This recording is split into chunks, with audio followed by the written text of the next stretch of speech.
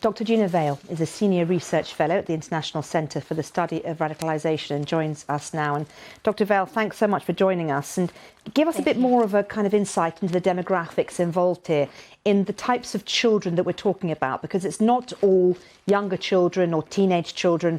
It's a real mix of kids and circumstances. That's correct. So there is a huge international spread of children that ended up within Islamic State territory. From data that we at ICSR collected in July 2019, approximately 6,500 children had travelled or been taken by their parental guardian to Islamic State territory in Iraq and Syria. In addition to that, we'd registered, again in July 2019, almost 1,000 births. And if you think that's over 2 years ago now, we're now starting to see even more births registered within these camps. Many children who have been born inside IS territory now, due to the timeline of the group's control, are up to the age of 7. Some younger children or early teenagers would have perpetrated some violent acts or been more actively involved with the group.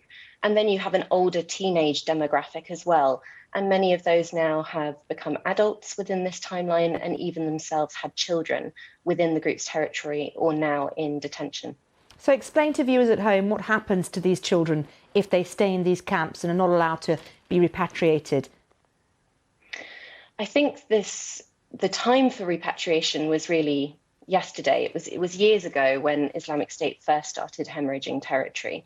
If you think about how children became indoctrinated and recruited into groups such as Islamic State, you need to look at the surrounding contacts that they have, that support network. In many cases, this was indoctrination through the family unit, through peer groups, within IS territory, maybe through schools or military camps where children were forced to attend. And this was a growing point of indoctrination, something that got stronger as children became more involved, more embroiled in the group's activities and ideology. If you think now about the situation where these children find themselves, once again, they are not in a situation where they have many countervailing influences from Islamic State's messaging. If their caregiver, most often in this case their mother, is still strongly supportive of Islamic State, you will find that indoctrination continues within the home space, or in this case, the camp, the tent.